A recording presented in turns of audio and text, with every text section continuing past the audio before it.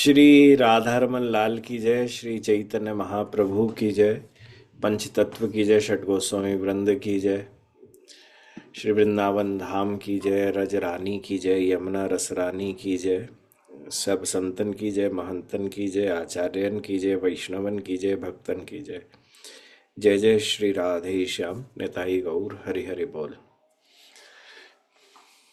श्रीमन महाप्रभु की कृपा से हम सभी भक्त विगत कुछ सप्ताहों से श्रीमन महाप्रभु के द्वारा जीव जगत को जिन 8 श्लोकों के रूप में शिक्षा दी गई है उसी की आलोचना हम सब मिलकर यहाँ कर रहे हैं। श्रीमन महाप्रभु की कृपा से हम सब ने अब तक 5 श्लोकों को समझने का प्रयास करा है। आज हमने ऐसा मन के अंदर भाव रहा कि आज श्रीमन महाप्रभु के द्वारा जिस छठी शिक्षा को दिया गया जीव जगत को, उस शिक्षा की चर्चा का आज प्रारंभ हम इस सत्र से करेंगे। तो छठा श्लोक है, आप सबको मैसेज के माध्यम से हमने प्रेषित कर दिया है। नयनम गलदश्रु धारया वदनम गदगद रुद्धया गिरा पुलकैर निचितम वपुः कदा तव नाम ग्रहणे भविष्यति।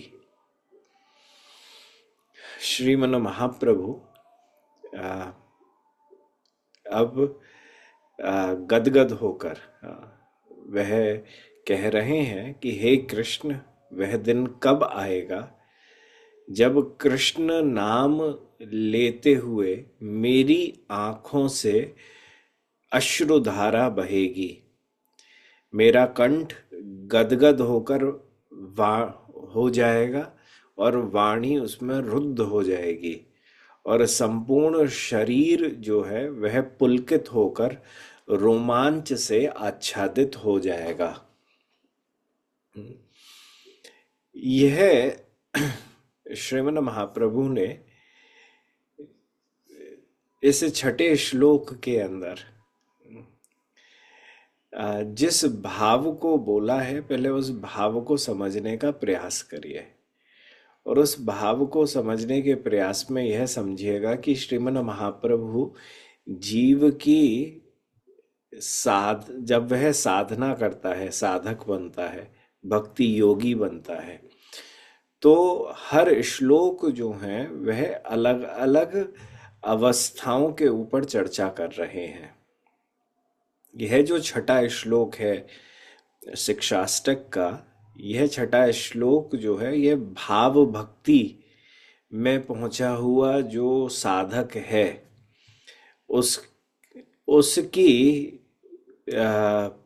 उसका क्या भाव रहता है व्रज प्रेम की प्राप्ति के लिए।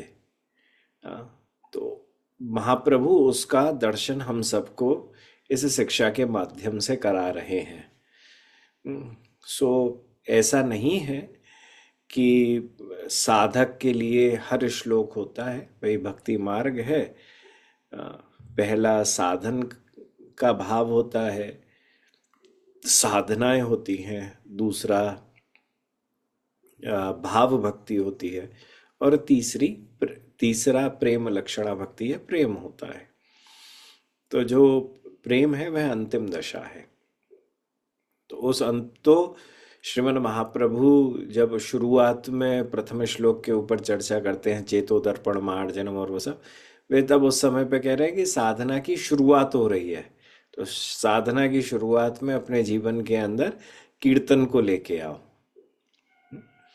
फिर श्रीमन महाप्रभु धीरे धीरे आगे बढ़ते हैं और आगे आगे अलग अलग भक्ति योग के स्तरों पे कैसा क्या भाव रहता है उसकी चर्चा करते हुए बता रहे हैं। तो यह श्लोक जो है यह श्रीमन महाप्रभु स्वयं तो साक्षात राधा कृष्ण अवतार हैं, परंतु और इसी कारण से संभव भी है कि वह किसी भी भाव में कभी भी विद्यमान हो जाएं और उस विद्यमान होने के बाद साधक की भांति उस भाव को वह प्रकट कर दें। तो जो शास्त्रों में लिखे हुए भाव हैं वह श्रीमन महाप्रभु ने कभी साधक के रूप में रहते हुए उन भावों के दर्शन हम सब जीवों को करा दिए, और कलिमल जीवों को भाव के भी दर्शन करा दिए, प्रेम के भी दर्शन करा दिए। संग में उन सब के संग जितने संचारी व्यभिचारी आदि सब भाव थे उनके भी दर्शन करा दिए। उसके ऊपर श्रीमन महाप्रभु तो की कृपा ऐसी रही तो कि कई भक्तों को तो उनके महाभाव के भी दर्शन की प्राप्ति हुई है। तो यहाँ श्रीमन महाप्रभु जो हैं वह अपनी गहन उत्कंठा और दैन्य का दर्शन हम सब जीवों को अपने इन परम वाक्यों के द्वारा करा रहे हैं। वह श्री गौर हरि प्रेम भाव से व्याकुल होकर नाम संकीर्तन करने लगे और भगवान श्री कृष्ण से वह प्रार्थना कर रहे हैं। और प्रार्थना भी कैसी है कि श्रीमन महाप्रभु सोच रहे हैं कि मेरे पास मेरे पास जो सबसे महत्वपूर्ण वस्तु है वह नहीं है। वह सबसे महत्वपूर्ण वस्तु क्या है? बोले वो है प्रेम नहीं है मेरे पास। मेरे पास सब कुछ है परंतु मेरे पास प्रेम नहीं है। अब यह प्रेम मुझको कैसे मिलेगा? तो प्रेम धन के लिए श्रीमन महाप्रभु प्रार्थना कर रहे हैं कि भगवान मैं तो आपका बस एक साधक, एक भगत हूँ, आपका दास हूँ, परंतु मेरे पास प्रेम नहीं है। मैं आपका सेवक हूँ तो ऐसा है कि आप वेतन के तौर पर मुझको मैं आपकी सेवा करूं और आप वेतन के तौर पे आप मुझको अगर कोई सैलरी देनी है, वेतन देना है तो आप मुझको प्रेम धन दो। तो चैतन्य चरितामृत कहती है कि प्रेम धन बिनु व्यर्थ दरिद्र जीवन, दास कोरी वेतन मोरे देहे प्रेम धन। कि प्रेम धन के बिना यह दरिद्र जीवन बड़ा व्यर्थ है। मुझे दास बनाकर वेतन के रूप में आप प्रेम धन ही एकमात्र दो। कि श्री कृष्ण प्रेम रूप धन के बिना यह जीवन जो है वह दरिद्र के समान है, सार्थकता शून्य है। हाँ, इसका कोई इम्पोर्टेंस नहीं है। तो कृष्ण सेवा से ही जीवन की सार्थकता जो है वह बन सकती है। तो किंतु प्रेम के बिना श्री कृष्ण सेवा भी संभव नहीं है। अतः जिसके चित्त में श्री कृष्ण प्रेम ही नहीं है उसका जीवन पूर्णतः व्यर्थ है। क्योंकि जब उसके जीवन में प्रेम ही नहीं है तो उसके जीवन में सार्थकता ही नहीं है, उसका जीवन जो है वह व्यर्थ है। तो जिसका जीवन व्यर्थ है, जिसके पास प्रेम नहीं है, वह दरिद्र है। भक्ति योग के अंदर दरिद्र किसको कहा गया? और शास्त्र का वचन रहा, शास्त्र ने कहा दरिद्र वह है जिसके पास श्री कृष्ण प्रेम नहीं है। तो श्रीमन महाप्रभु वह भाव भक्ति का दर्शन करा रहे हैं इस श्लोक के माध्यम से। यह भाव भक्ति में पहुंचा हुआ जो भक्त है उसका दर्शन करा रहे हैं, उसकी अवस्था का, उसके भाव दशा का दर्शन करा रहे हैं। कि भगवान स्वामी की सेवा, मैं तो आपकी खूब स्वामी की सेवा करता हूँ प्रभु, उसका मुझको वेतन तो दे दो। तो अगर भगवान पूछे क्या चाहिए वेतन में, कितने रुपए लोगे, क्या पगार लोगे, तो उस समय पर भगवान श्री महाप्रभु कह रहे हैं कि मेरे पास तो सब कुछ है परंतु एकमात्र वस्तु है वह नहीं है, और वह वस्तु है कि आपका प्रेम नहीं है मेरे पास। तो वह प्रेम अगर मुझको आप दे दें धन के रूप में तो मुझे सब कुछ प्राप्त हो जाएगा। श्री गौर हरि के, हाँ, श्री गौर हरि नाम कर रहे हैं, हाँ, और नाम संकीर्तन करते करते उनके अंदर भाव भक्ति में ही यह भाव भक्ति का दर्शन कराते हुए दैन्य नाम का संचारी भाव यह तीव्र हो उठा। देखो, अब ये थोड़ी सी साहित्यिक बात है, और इसको थोड़ा सा आप समझने का भी अपनी तरफ से प्रयत्न करिएगा, क्योंकि गौड़िया जितने भी शास्त्र हैं वह रस शास्त्र आधारित हैं, और हमारे रस शास्त्र जो हैं वह दो हैं। पहला है भक्ति रस, जो मुख्य हैं, हाँ, ऐसे कई सारे हैं पर मुख्य जो है वह भक्ति रसामृत सिंधु है, और दूसरा है उज्ज्वल नीलमणि। इसमें रस के अलग अलग भावों की चर्चाएं करी हुई हैं।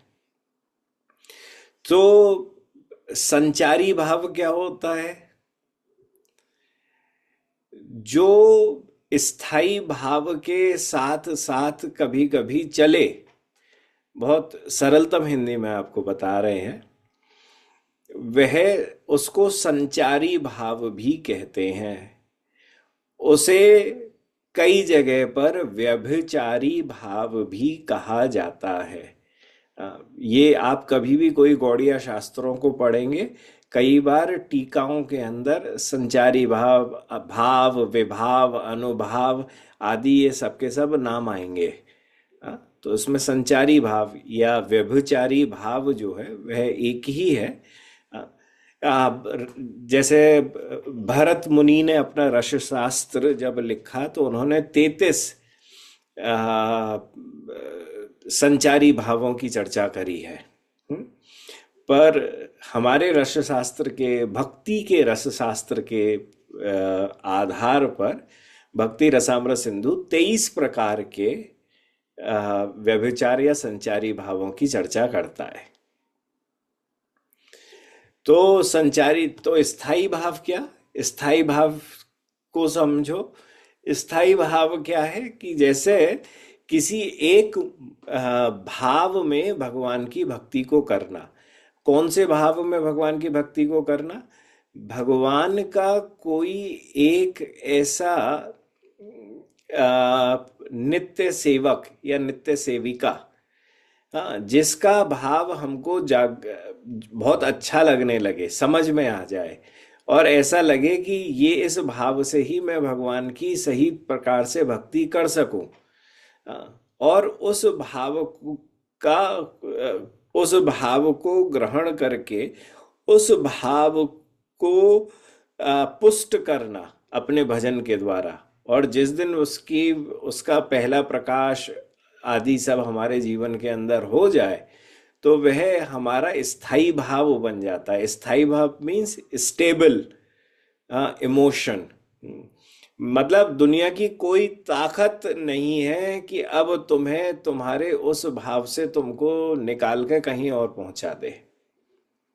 जैसे भगवान श्री राम के अनन्य उपासक, अनन्य भक्त हनुमान जो है, उनका दास के रूप में बड़ा स्थाई भाव है।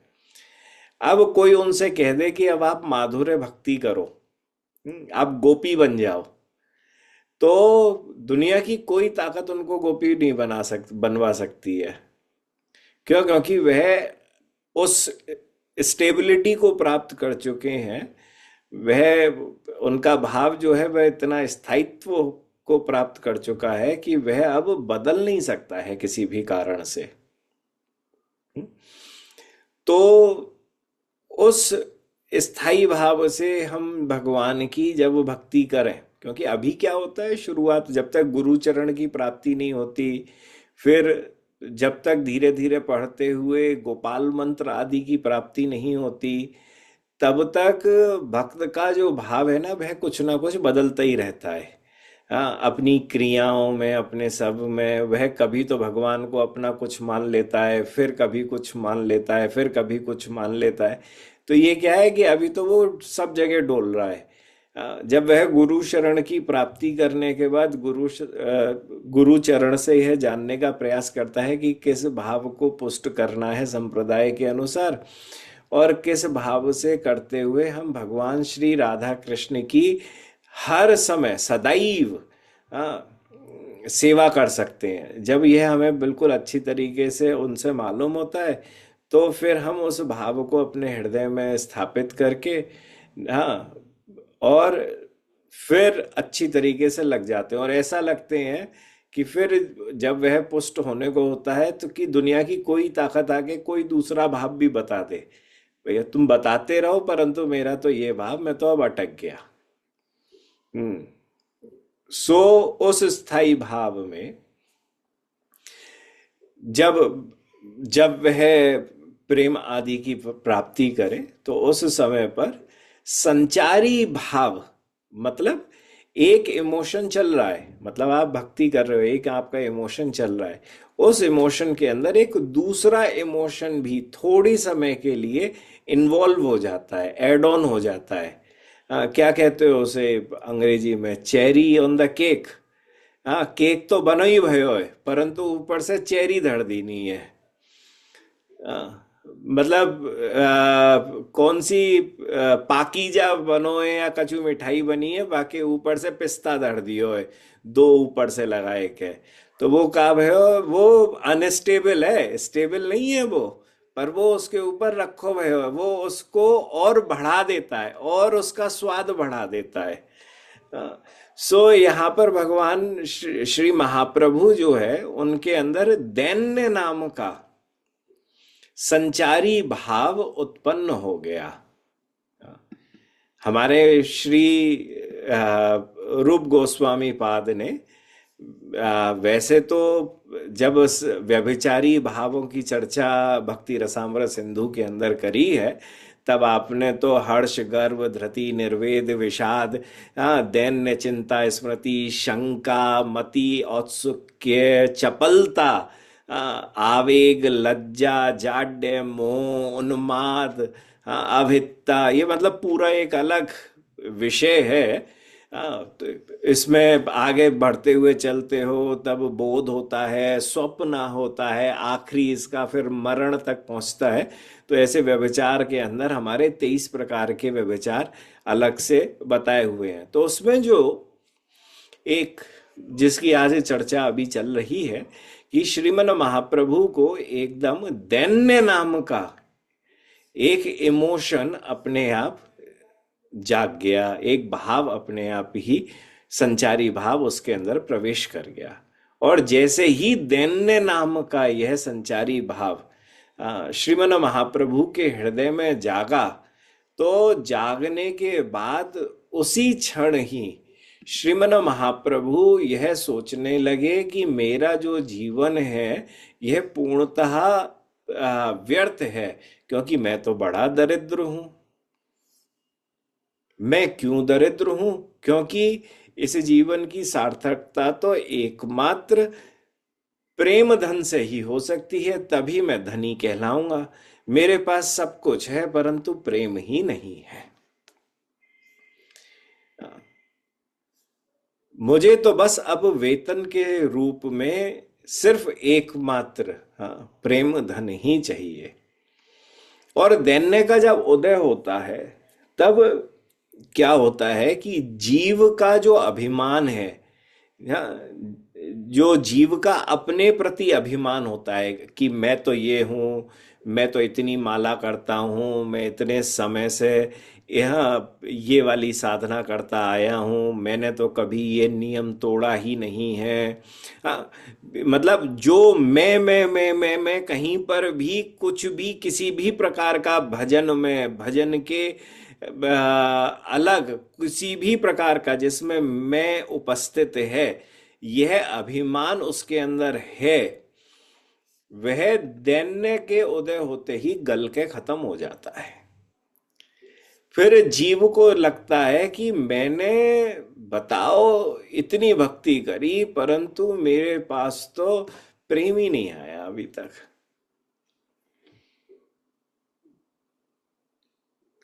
तो मेरा जीवन तो व्यर्थ है। मैंने इस जीवन के अंदर कुछ कमाया ही नहीं है। तो जीवाभिमान जो है वह पूरी तरीके से गल जाता है। तो उस समय श्री गौर हरि के हृदय में यह अनुभूति होती है कि उनके भीतर अब एक बिंदु मात्र भी प्रेम नहीं है।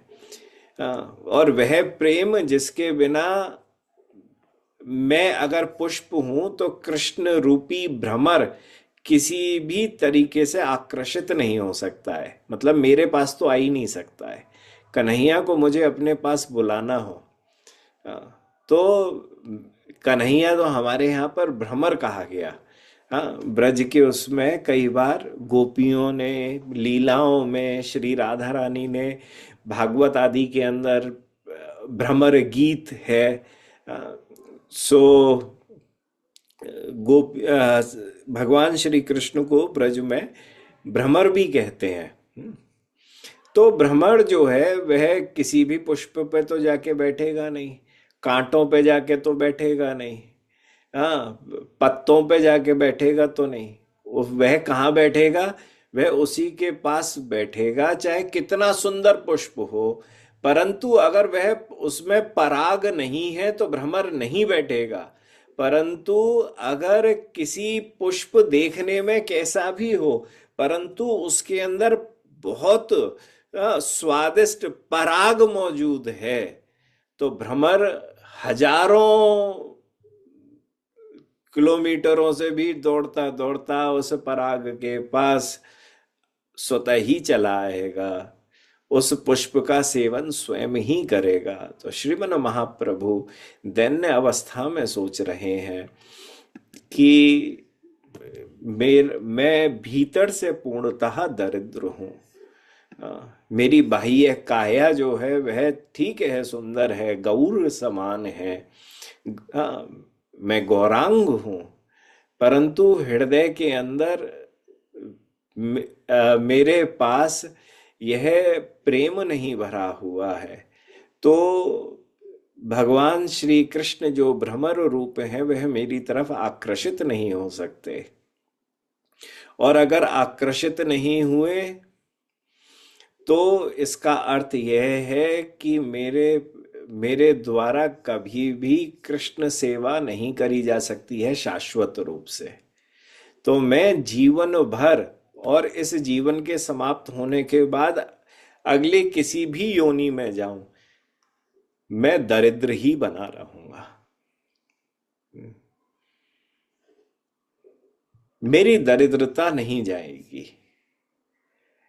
अच्छा, अब बात यह है कि वह भगवान श्री कृष्ण से ही क्यों कह रहे हैं कि भगवान मुझको ब्रज प्रेम दो? क्योंकि मैं आज के समय पे, मैं आपको सत्यता बताऊं, मैं ऐसी कई जगह पे देखता हूं कि बहुत सारे जन जो हैं वह अलग अलग देवताओं की या भगवान के अलग अलग अवतारों की भी उपासना करते हैं और उनसे कहते हैं कि भगवान आप हमको व्रज प्रेम दो।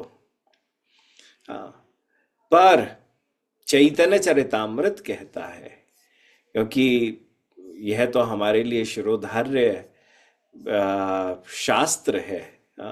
इससे बड़ा शास्त्र हमारे लिए कुछ नहीं है। और यहाँ स्वयं चैतन्य चरितामृतकार कह रहे हैं, योग धर्म प्रवर्तन हय अंश हईते आमा बिना अन्य नारे व्रज प्रेम दीते। भगवान अपने अलग अलग अंशावतारों में आ जाए तो वह युग धर्म की स्थापना ही करते हैं, किंतु भगवान स्वयं कह रहे हैं किंतु मेरे स्वयं के बिना तो इस संसार में कोई व्रज प्रेम दे ही नहीं सकता है। और भगवान ने कहा भी है कि चिरकाल नाही कोरी प्रेम भक्ति दान, बिना भक्ति बिना जगतेर नहीं अवस्थान। कि बहुत काल से प्रेम भक्ति का वितरण ही नहीं करा गया, व्रज प्रेम भक्ति का वितरण ही नहीं करा गया। और इस ब्रज प्रेम भक्ति के बिना जगत के जीवों की अवस्थिति जो है अब वह स्थिर नहीं रहती है।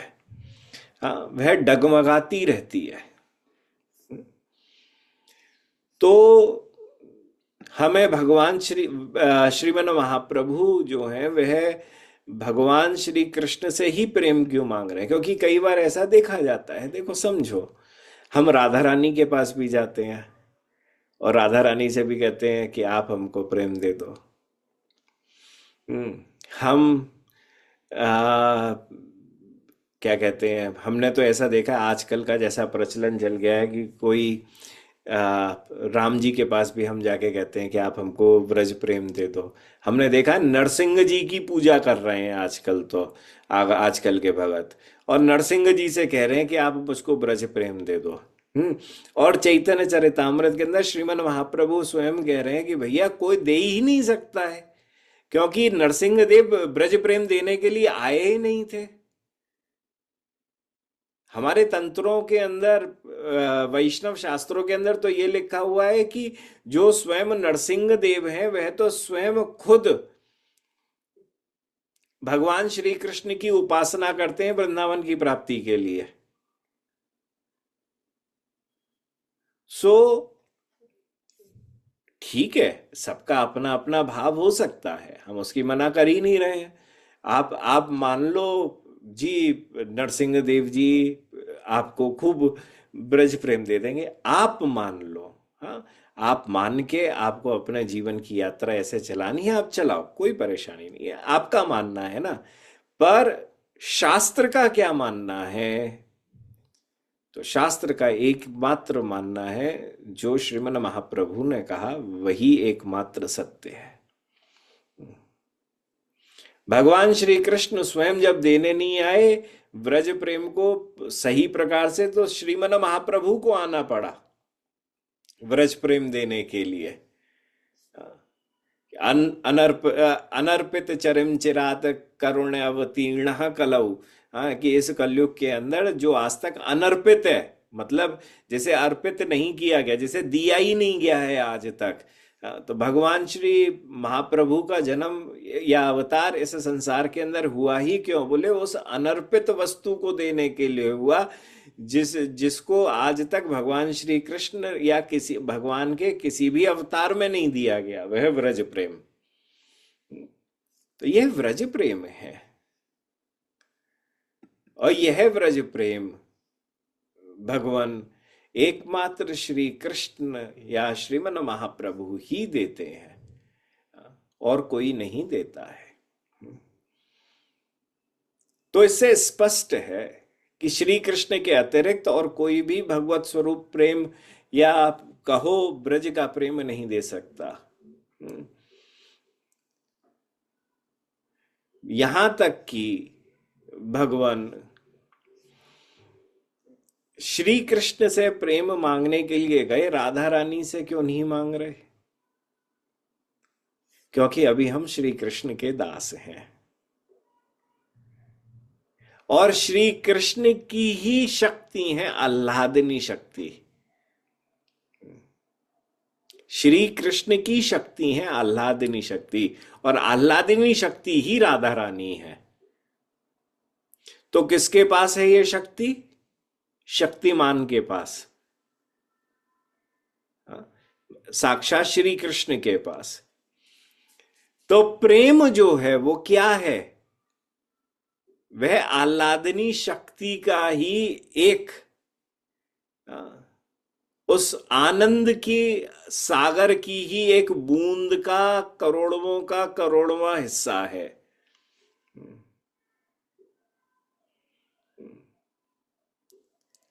तो यह आह्लादनी शक्ति, वह तो साक्षात राधा रानी है, जिसके बारे में कहा गया आह्लादनी सार प्रेम।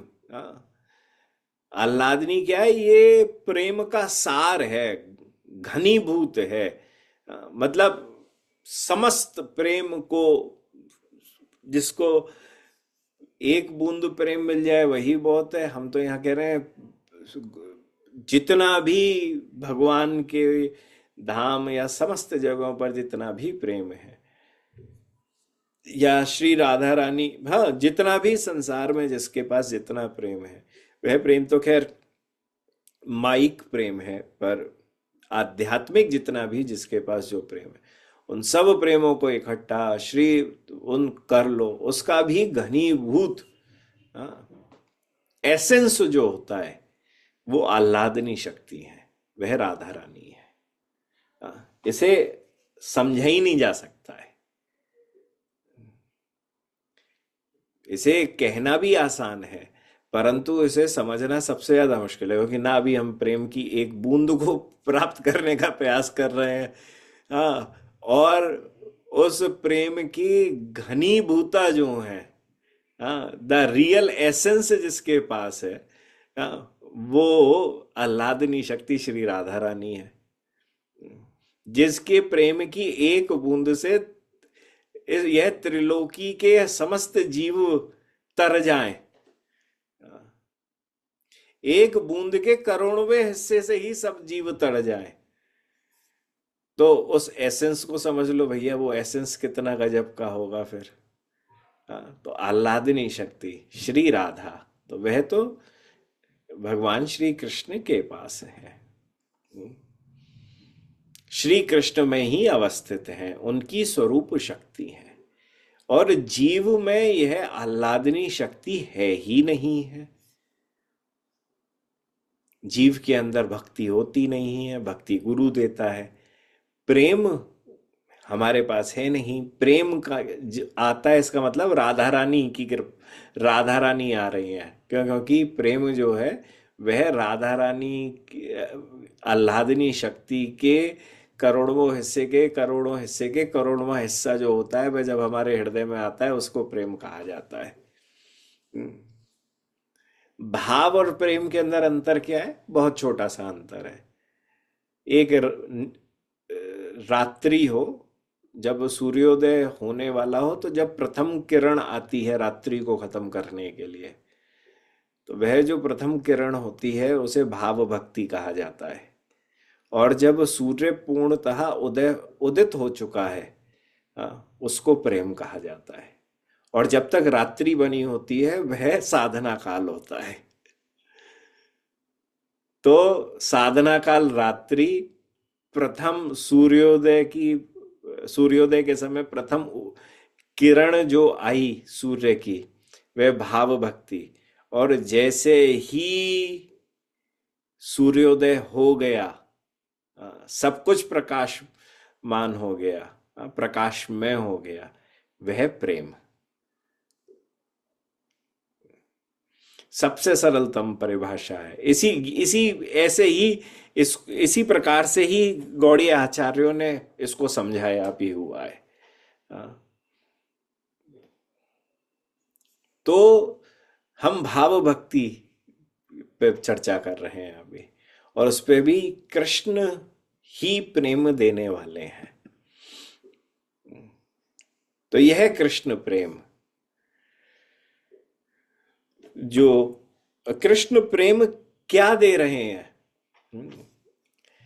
आह्लादनी शक्ति जो उनकी स्वरूप शक्ति है, उस स्वरूप शक्ति जो प्रेम का मूल आधार है, उन मूल आधार की एक छोटी सी प्रेम को, जो कृपा रूप में श्रीमन महाप्रभु मांग रहे हैं कि मेरे पास है नहीं है, आप मुझको दे दो। तो साक्षात जैसे भगवान श्री कृष्ण राधा रानी ही उनको प्रदान कर रहे हैं।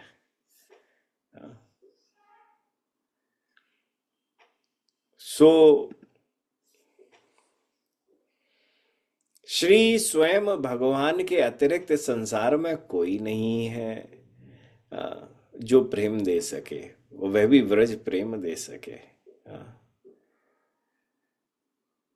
जिसके अधिकार में जो वस्तु होती है वही उस वस्तु को दे सकता है। जिसके अधिकार में जो वस्तु है ही नहीं है, जिसके पास जो वस्तु है ही नहीं है, तो वो कहाँ से दे देगा? आप मेरे पास आओ, और आने के बाद बोलो कि ऐसा है कि मुझे ये डॉक्टर साहब ने पर्चा लिखा है, ये मुझे आप दवाइयाँ दे दीजिए, ये प्रिस्क्रिप्शन है। तो मैं बोलूँगा भैया तुम मेडिकल की दुकान पे जाओ, वहाँ मिलेगी, मेरे पास थोड़ी ही मिलेगी। बोले नहीं, आप तो गुरु हो, आप तो, आपके पास तो सब कुछ होगा। मैंने, भैया गुरु हैं परंतु दवाई थोड़ी है हमारे पास भव औषधि है, हमारे पास रस औषधि है, पर हमारे पास वहां की बताई हुई दवाई थोड़ी है। तो ठीक उसी प्रकार से भगवान के बहुत सारे अवतार हैं। हाँ, भगवान के आवेशा अवतार भी है, लीला अवतार भी है, अंशा अवतार भी है, सब प्रकार के अवतार हैं, बहुत अच्छी बात है। परंतु उन सब अवतारों के पास जाके तुम बोलो कि हमको जो है ना ठाकुर भगवान जी, आप व्रज प्रेम दे दो, वो ही ना है मिले वो गुरु जी।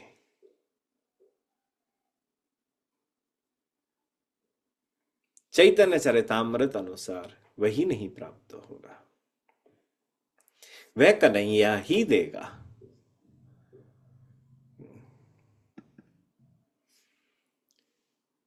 तो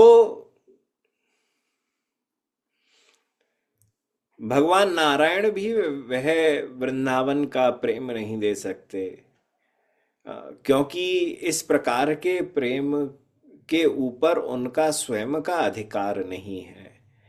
द्वारका मथुरा में भी ऐश्वर्य का अभाव है, वहाँ के परिकर गण में भी आ, वह ब्रज का प्रेम विद्यमान नहीं है। मथुरा में रहने वाले भगवान श्री कृष्ण नारायण स्वरूप हैं, परंतु उद्धव को व्रज का प्रेम नहीं दे पाए। वृंदावन के कन्हैया से उद्धव मिलो हो तो ब्रज को प्रेम मिल जातो। वह तो द्वारकाधीश मथुराधीश से मिला। मथुराधीश जो है वह तो नारायण के अवतार हैं। नारायण के अवतार ने कहा कि मेरे पास वह प्रेम नहीं है, जाके गोपियों से ले लो। सो या तो भगवान देंगे या भगवान के वह भक्त देंगे जिनके पास वह प्रेम वे पास में है। हाँ, इसके अलावा तो कोई दे नहीं सकता।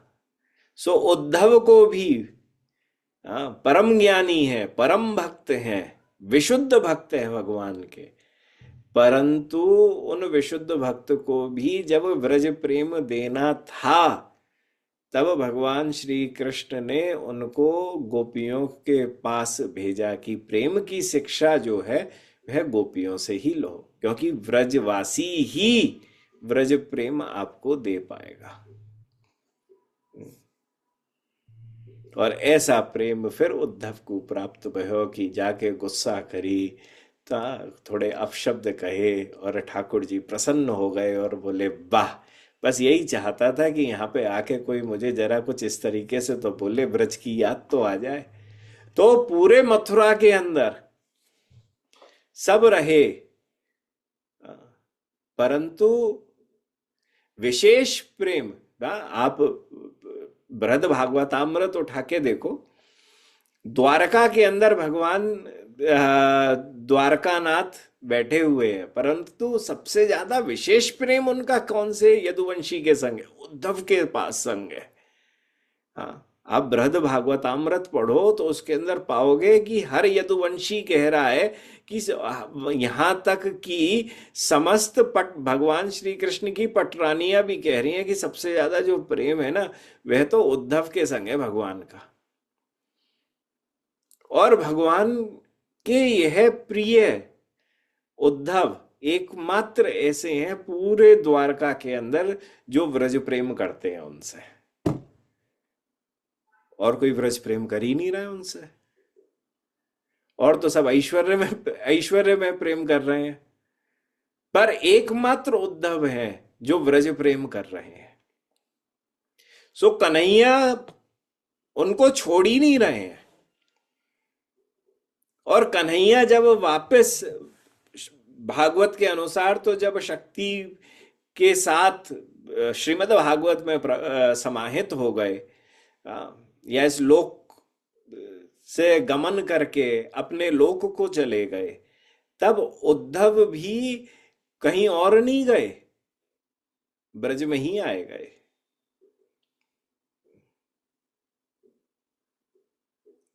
एक एक लीला स्थली के दर्शन कर रहे हैं, फिर बाद में बद्री नारायण में पहुंचे हैं, यहीं का ध्यान करते हुए, ब्रज का ही एकमात्र ध्यान करते हुए। तो यह ब्रज प्रेम कौन देगा भैया? यह विशुद्ध प्रेम सिर्फ ब्रज बिहारी ही दे सकते हैं, ब्रजनाथ ही दे सकते हैं।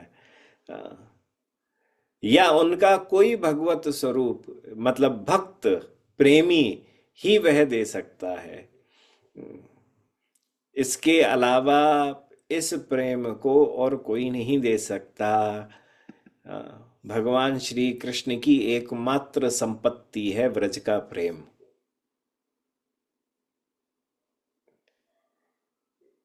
इस संपत्ति पर एकमात्र अधिकार है भगवान श्री कृष्ण का। और प्रकट लीला में स्वयं श्री कृष्ण ही अधिकारी भक्तों को प्रेम दान देते हैं। और गौर हरि जो है वह साधन भजन की अपेक्षा ना रखकर, कोई अधिकारी है या नहीं है इसका विचार किए बिना ही सबको प्रेमदान करते हैं। तो श्री कृष्ण और गौर में सबसे बड़ा अंतर है वह यही है कि श्री कृष्ण जो है वह प्रेम अधिकारी को ढूंढते हैं प्रेम देने के लिए, परंतु श्रीमन महाप्रभु उस प्रेम को चहुं ओर लुटा देते हैं कि कोई भी हो, तुम अधिकारी हो या अनाधिकारी हो, तुम सबके सब आओ, मुझसे मुझसे प्रेम लो। किंतु लीला के अंतर ध्यान के बाद जब श्री कृष्ण चले गए, जब गौर हरि अपने धाम वापस चले गए, तो उनकी लीला के अंतर्धान के बाद साधारणतया भजन की सहायता से ही यह प्रेम हमको मिलता है। साधन भक्ति होइते होय रतिर उदय, रति गाढ़ हैले तार प्रेम नाम कय। साधन भक्ति से रति का उदय होता है। जब साधन भक्ति करी जाती है उससे रति का उदय होता है। और रति के गाढ़ होने, रति मतलब भाव भक्ति या कहो वो पहली किरण सूर्य की, और वह रति जब गाढ़ हो जाती है, एसेंस बन जाती है, तब उसी का नाम प्रेम हो जाता है। यह प्रेम जो है यह नित्य सिद्ध वस्तु है। और साधन के फल से चित्त शुद्ध होने पर ही, जब साधन करा जाता है और चित्त शुद्ध हो जाता है, तभी प्रेम का आविर्भाव हमारे हृदयों में होता है। नित्य सिद्ध कृष्ण प्रेम साध्य कभू नाय, श्रवणादि शुद्ध चित्ते करोए उदय। कि नित्य सिद्ध कृष्ण प्रेम कभी भी साधन से उपलब्ध होने वाली वस्तु नहीं है। यह तो एकमात्र शुद्ध चित्त में श्रवण आदि शुद्ध चित्ते करोए उदय। जब हम श्रवण कीर्तन आदि करते हैं तो तब हमारा हृदय शुद्ध होता है, तब उस शुद्ध चित्त में स्वतः ही यह प्रेम उदित हो जाता है। तो क्या है कि प्रेम उदित होता है, तो यहाँ पे भी उस महाप्रभु जो है वह उस प्रेम की कुछ दशा का यहाँ वह दर्शन करा रहे हैं। नयनम गलदश्रु धारया, वदनम गद गद रुद्धया गिरा। देखो समझो इस चीज को। नयनम गलदश्रु धारया। आंसू दो दो बूंद करके नहीं टपक रहे हैं। हाँ, कैसे टपक रहे हैं? धारया, टपक ही नहीं रहे हैं जी। लंबी लंबी, ये अनवरत रूप से गिरते ही जा रहे हैं। नयनम गलदश्रु धारया। धारा बह रही है। ये प्रेमी की पहचान है। हम कई बार देखते हैं, जिसने कभी कोई साधनाएं नहीं करी होती हैं, वह भगवत दर्शन करने को चला जाए, कुछ नाम करे तो अश्रु बहना शुरू हो जाते हैं। और तो आहा, मेरे अंदर तो प्रेम आ गया। तब यह है, नहीं नहीं नहीं नहीं नहीं, शास्त्र को लगाओ। देखो गुरुजन बड़ा अच्छी बात, श्री रूप गोस्वामी पाद इसके बारे में हल्का सा वर्णन करते हैं भक्ति रसामृत सिंधु में। कहते हैं नहीं नहीं, ये भाव भक्ति में जो दशा होगी ना, कि तुम सब कुछ भूल जाओगे, लाखों के बीच में खड़े होगे तो भी अकेले हो जाओगे। और ठाकुर से ऐसा संबंध स्थापित कर दोगे कि लाखों खड़े हैं, उसके बावजूद भी तुम्हें मालूम ही नहीं है कि कोई आसपास खड़ा है। क्यों? चाहू और तुम्हें तुम्हारे ठाकुर ही दर्श दिख रहे हैं। ये एक बार जीवन में कभी ऐसा हो जाता है। बोले यह छाया भाव होता है। मतलब ये समझ लो, ये वो पहले से ही भगवान ने ऐसी कृपा कर दी कि तुम्हें ये बता दिया ऐसा है जी। असली में जब भाव आएगा ना, तो ये वाली दशा हो जाएगी जो आज मैं तुम्हें थोड़ा सा उसका ट्रेलर दिखा रहा हूँ। तो ठाकुर जी ने हल्का सा ट्रेलर दिखा दिया और बस हम बह गए। वाह! वो मैं एक बार दर्शन करने गया, मैं सब कुछ भूल गया। मैं ठाकुर जी के सामने खड़ा हूँ, बस आंखों से अश्रु बह रहे हैं। मैं कौन से जोन में हूं मुझको नहीं मालूम है। हम्म। वो फिर से पुनः पुनः तुम जाओ उस जगह पे दर्शन करने, वो भाव ही नहीं आएगा। और बार बार यही याद करोगे, यार वो एक बार समय था। क्योंकि ठाकुर बड़ो चालू है, वो देखे तुझे पूरी मूवी देखनी है, वहां से पहले ला तुझे ट्रेलर दिखाए दो। तो फिर हम पागल है जावे, फिर तो कहे बस अब ये मिल जाए, ये वो वाला भाव जो था ना। ये तो मैं इतनी माला कर रहा हूँ, इतना सब कछु कर रहा हूँ, बाकी बात भी ना है मिल रही हो। हम्म। वो क्यों नहीं मिल रहा है? क्योंकि ठाकुर ने तुम्हें वो क्या है ना, पहले वो आइसक्रीम खाने जावे, तो वो जरा जरा सी पहले आइसक्रीम दे दे भाई, थोड़ी थोड़ी सी। हाँ, आपको टेस्ट करनी है, ये आइसक्रीम टेस्ट करनी है, हाँ ला भैया टेस्ट करा दे। तो टेस्ट करी, जैसी टेस्ट करी, आह ये तो बड़ी अच्छी है, दे दे, पैसा दे तब मिलेगी, फोकट में ना मिलेगी। अरे तूने फोकट में एक चम्मच खिलाई दी नहीं, एक कप ना खिलाए सके? ना ना ना ना ना ना, एक कप कहती है तो पैसा चाहिए। तो ठाकुर भी क्या है, पहले से एक दिन धाए करके तो माने तुम्हें छाया भाव दे दिया। हम है गए बावरे, हम बोले बस अब तो राधा रमन लाल ही चाहिए, और कुछ नहीं चाहिए। ठाकुर तेरे पास आया, तेरे मंदिर में आया, तेरे दर्शन करे, मैं सब कुछ भूल गया। ठाकुर बोले अब मुझे चाहिए तो पैसा खर्च करना पड़ेगा। अ, अब पैसा का है? बोले अब कर नाम धन, हाँ कर जोरदारी से साधन। अब साधन पे साधन कर रहे हैं। सामने खड़ो हुए ठाकुर, अरे ठाकुर जी मिल जाओ, ठाकुर जी ठाकुर जी पैसा कम पड़ रहे हैं, अभी प्रेम ना है तेरे पास, वो जितना चाहिए वो नहीं है, तू अभी साधना पे ही अटको हुए हो, तू भाव पे भी नहीं पहुंचा है। हाँ, तुझे आइसक्रीम तो तब खाने को मिलेगी जब तू प्रेम पे आ जाएगा। सो इसको और अच्छी तरीके से समझो। हाँ, देखो, जब साधना करनी शुरू करी, तो साधना करते हुए भी यह कई बार होता है कि हमारे अश्रु आदि निकलते हैं। कई बार होता ही है। गला रुद्ध हो जाता है। तो यहाँ पे ये छाया भाव है कि यहाँ पे क्या है? बोले यह भी यहाँ, अब जब साधक साधनाएं कर रहा है,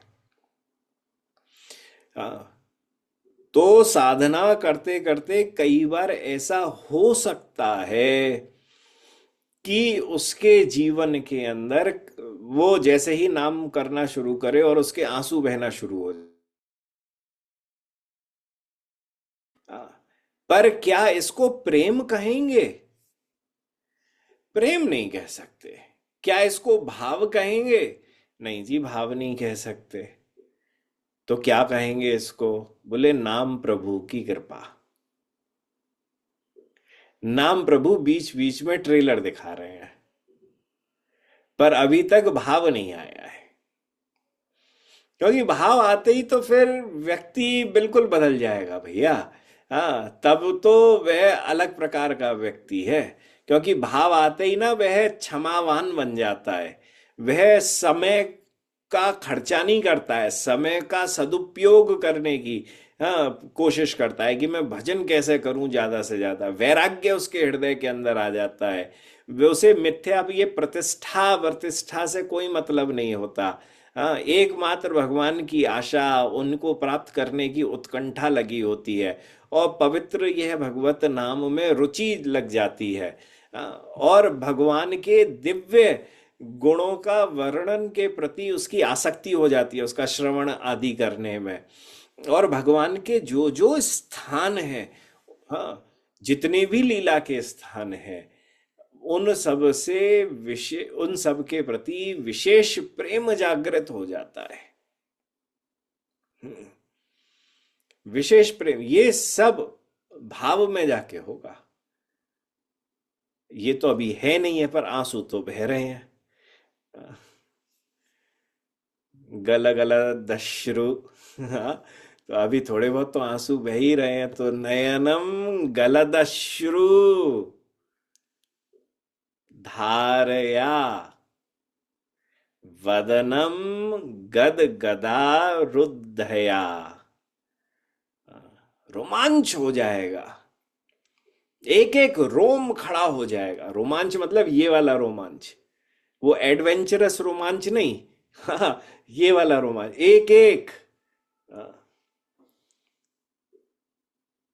गला रुद्ध हो जाएगा। पुलकैर निचितम वपुहु।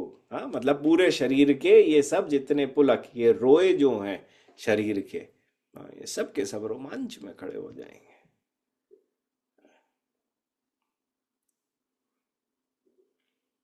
और श्रीमन महाप्रभु प्रार्थना में इस भाव को कह रहे हैं कि हे भगवान, ऐसा दिन कब आएगा, वह दिन में कब आएगा जब मुझे उस प्रेम की प्राप्ति होगी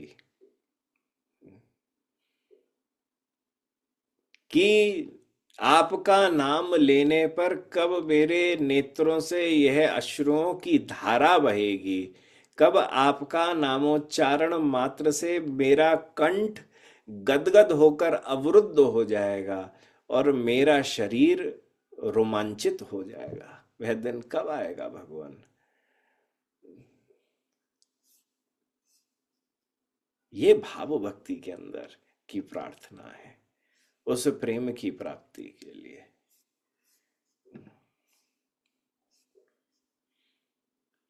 तो यह जो उदय होगा हमारे हृदय के अंदर, इस प्रेम का, यह तो श्रवण और कीर्तन से ही होगा।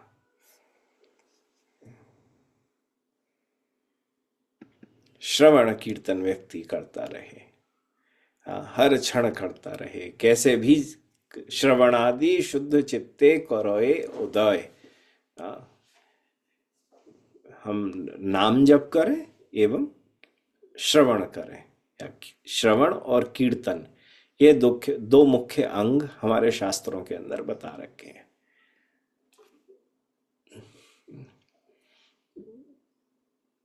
कृति साध्या भवेत साध्य भावा सा साधना मेधा नित्य सिद्धस्य भावस्य प्राकट्यम हृदय साध्यता। भैया, अगर हमें हमारे हृदय के अंदर प्रेम चाहिए तो वह आएगा श्रवण और कीर्तन से ही। किंतु श्रवण आदि द्वारा शुद्ध हुए चित्त में प्रेम कहाँ से आता है? वह आता श्री कृष्ण से है। यह एकमात्र श्री कृष्ण से आता है, जिसको श्री गोपाल भट्ट गोस्वामी पाद प्रीति संदर्भ में कहते हैं, तस्या आह्लादन्या एव कापि सर्वानंद अतिशायिनी वृत्तिर नित्यम भक्त वृंदेश एव निक्षिप्यमाना भगवत प्रीत्य आख्या वर्तते। कहते हैं कि आह्लादनी शक्ति की कोई एक सर्वानंद अतिशायिनी वृत्ति को, मतलब उनकी उनकी किसी एक छोटी सी शक्ति को, आह्लादनी शक्ति की मतलब राधा रानी की, जो श्री कृष्ण सर्वदा ही भक्त वृंद के चित्त में निक्षिप्त करते हैं, मतलब उसके हृदय के अंदर डाल देते हैं, वही भक्त के चित्त में ग्रहित होकर प्रेम रूप से विराजित रहती है। तो इस प्रकार देखा गया है कि साधक भक्त के चित्त में कोई भी एक विशेष अवस्था प्राप्त होने पर वह जो प्रेम प्राप्त करता है वह भी श्री कृष्ण से ही आता है, एवं श्री कृष्ण स्वयं ही उस प्रेम का दान हम सबको करते हैं। तो श्रीमन महाप्रभु भगवान श्री कृष्ण से उस प्रेम धन को, व्रज प्रेम को इस श्लोक के माध्यम से मांग रहे हैं। अब इस श्लोक की आगे की व्याख्या और आलोचना अगले सप्ताह हम सब मिलकर करेंगे। जय जय श्री राधे श्याम, निताई गौर, हरि हरि बोल।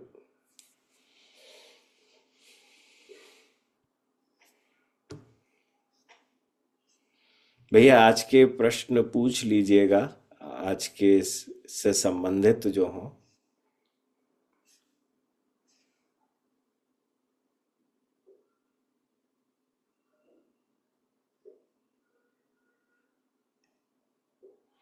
देखो, अब ये एक प्रश्न है, अब ये प्रश्न हरिनाम से सब हो जाएगा आपने बताया है, तो रोज कितने माला करें कि सब जल्दी प्राप्त हो जाए। देखो, अब ये सबसे बड़ी गड़बड़ है। सबसे पहली गड़बड़ कि नाम मैं कितना कर लूं उससे हो जाएगा, उससे कोई मतलब नहीं है।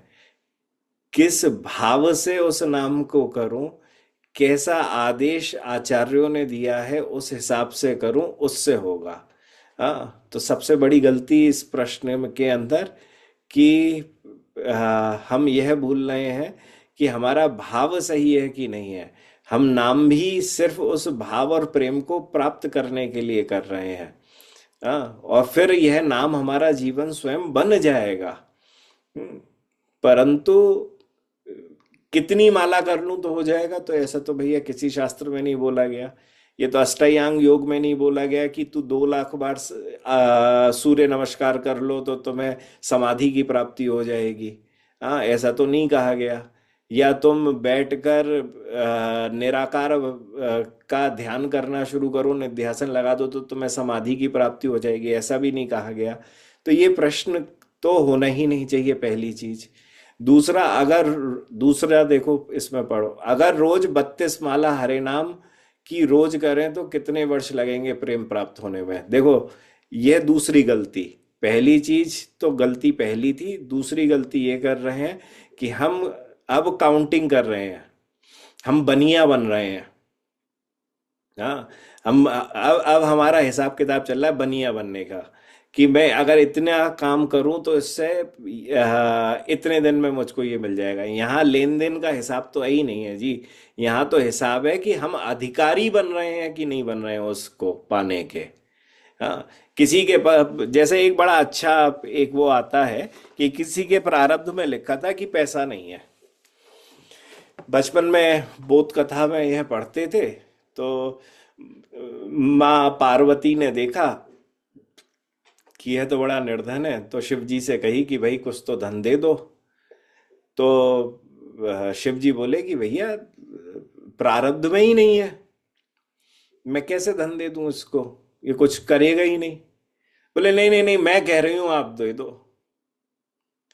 ठीक है भैया, आप उसे एक बड़े बड़े नगीनों का सबका एक ले जाके एक वहां कलश प्रकट करा दिया, कलश प्रकट हो गया। कहा उसे कलश मिल गया, पर वह तो गरीब था, जीवन में उसे इतना कुछ समझ में आया नहीं। उसने तो ले लवा के वो सबके सब इधर उधर फेंक फाक के खत्म कर दिए। हाँ, कोई समुंदर में जा जाके रो या नदी पे जा जाके एक एक कर करके टप टप टप टप करते हुए सब फेंक दिए, सब कर दिया। एक कोई सा बचा हुआ था बड़ा सस्ता सा, वो कहीं चलते चलते में जा रहा था, जौहरी की निगाह पड़ी, बोले यार ये नग तो तेरे पास बड़ा बढ़िया है, तू मुझे दे दे। बोले कितने दोगे? बोले इतने दे दूंगा। हाँ। बोले अच्छा, तब जाके उसकी अकल में आई, तब तक सब उसका धन व्यर्थ चला गया। तो ठीक उसी प्रकार से जब तक जब तक कोई अधिकारी नहीं बन जाता, तब तक उसे प्रेम की प्राप्ति नहीं हो सकती है। तुम 55,000 करो, 1 लाख करो, 10 लाख करो, भगवान देंगे। तब देंगे जब यह समझ लेंगे कि तुम में अधिकारी बन चुके हो। अधिकारी का मतलब मैच्योरिटी आ गई है तुम्हें उस चीज को संभालने की। आ, मुझे आपको 1 लाख मतलब माता पिता के सामने हम बैठे हुए हैं, तो माता पिता यह देखने का प्रयास करते हैं अपने बच्चों में कि जिस विषय की बात हम अपने बच्चे के सामने कर रहे हैं, क्या उसके अंदर मैच्योरिटी आई हुई है कि नहीं आई है अभी इस विषय के ऊपर। अगर इस विषय के ऊपर कोई भी विषय हो, घर का, सांसारिक, हाँ, हाँ, अगर मैच्योरिटी नहीं आई है तो साफ तौर पे यूँ बोल देंगे, अरे अभी तो तुम बच्चे हो, तुमसे क्या कहें। हम्म। सो ठीक उसी प्रकार से धन, तो उसी मैच्योरिटी को परिपक्वता कहा जाता है। हाँ, उसी को कहा जाता है कि अधिकारी होना। तो भगवान जब समझेंगे कि आप भजन और भाव से परिपक्व हो चुके हो, पक्के घड़े बन चुके हो, कच्चे नहीं हो, तो अपने आप वह प्रेम देंगे। फिर वो बोलने की आवश्यकता नहीं है। किन्हीं को यह प्रेम भाव सही हो जाने के कारण 1 हफ्ते में, 15 दिन में भी प्राप्त हो जाता है। ऐसे कई उदाहरण हैं। पंडित जय कृष्ण दास बाबा ने तो 15 दिन के अंदर प्राप्त कर लिया था। आप उनका कभी कौन से ओबीएल कपूर का ने व्रज के भक्त लिखी हुई है, उस व्रज के भक्त में सिद्ध बाबा उनकी पूरी चर्चा भी है। तो अगर हम ये कहें कि इतने जप करने से ही मैं वो मिल जाएंगे, ये बोलना ही नहीं चाहिए। और सबके सामने तो ये बोलना ही नहीं चाहिए कि इतनी माला करने से, इतने से, उससे। हाँ, तो इसका अर्थ क्या है? हम अभी भी मैं लगे हुए हैं कि मैं तो कर रहा हूं, वो ही नहीं आ रहे हैं। हाँ, तो अभी ध्येय अभिमान तो गया ही नहीं है हमारे अंदर से। क्योंकि प्रेम को किसी भी चीज से नापा नहीं जा सकता है। और आप नाप रहे हो 32 माला से। तो आप नाप रहे हो तो आप गलती कर रहे हो। और आपने बताया श्रवण भी मुख्य अंग है, तो कथा लीला गुण श्रवण करना है या हरे नाम का माला पे जप करते हुए उसका श्रवण भी कर सकते हैं। कीर्तन का श्रवण होता है और कथा का श्रवण होता है। इसके अलावा कथा में भी श्रीमद् भागवत की कथा। राधे राधे महाराज जी, इस नाम प्रभु स्वयं महाप्रभु, and if not, does he have a form that can appear in front of us? नाम प्रभु जो है वह शब्द ब्रह्म है। और शब्द ब्रह्म जो है वह क्या है, हमारे हृदय में प्रकट होते हैं। साक्षात रूप से फॉर्म लेके स्वयं प्रकट नहीं होते हैं। सो वह, हमने ऐसा नहीं कहीं पढ़ा है कि नाम प्रभु स्वयं महाप्रभु हैं। पर नाम और नामी में अंतर भी नहीं है। तो नाम को साक्षात कृष्ण कहो और कृष्ण को नाम कहो तो दोनों एक ही हैं। जब राधारमण जय राधारमण क्या स्थायी भाव गोपाल मंत्र की प्राप्ति के बाद ही आता है। व्रज प्रेम के लक्षण क्या है? सबसे पहली चीज, स्थायी भाव श्रवण और कीर्तन से भैया अभी हम समझ रहे हैं, साधना करने का हम चर्चा कर ही रहे हैं। यह सब की सब साधना श्रवण कीर्तन से चित्त की शुद्धि आदि सब कुछ होती है। तो एकमात्र ये कहा जाए कि गोपाल मंत्र से आता है तो नहीं, पर गोपाल मंत्र उस साधना को और पुष्ट कर देता है, जिससे सिद्धि आसान और हो जाती है। तो बाद और पहले का कोई मतलब नहीं है। नाम की कृपा प्राप्त रहे तो सब कुछ भी संभव रहता है। महाभाव की स्थिति क्या विप्रलंब या विरह की भावना के पीक स्टेज होती है? प्लीज कोई सिंपल एग्जाम से बता दीजिए। आ, ये भैया थोड़ा सा लंबा चला जाएगा विषय, क्योंकि महाभाव भी हमारे यहाँ महाभाव पे नहीं है ना, उसमें भी मादन आख्या भाव और वो सब महाभाव और वो सब भी है। फिर अधिरूण की चर्चा, ऋण अधिरूण आदि सबकी चर्चा है। इसको बताने के लिए तो वो रूप शिक्षा का जो सत्र चल रहा है ना, उसके अंदर आएगा ये। अभी कुछ ही समय में आने वाला होगा, तो जैसे ही आएगा पकड़ के हम आपको याद कर लेंगे। और फिर एक एक करके उसे बता देंगे।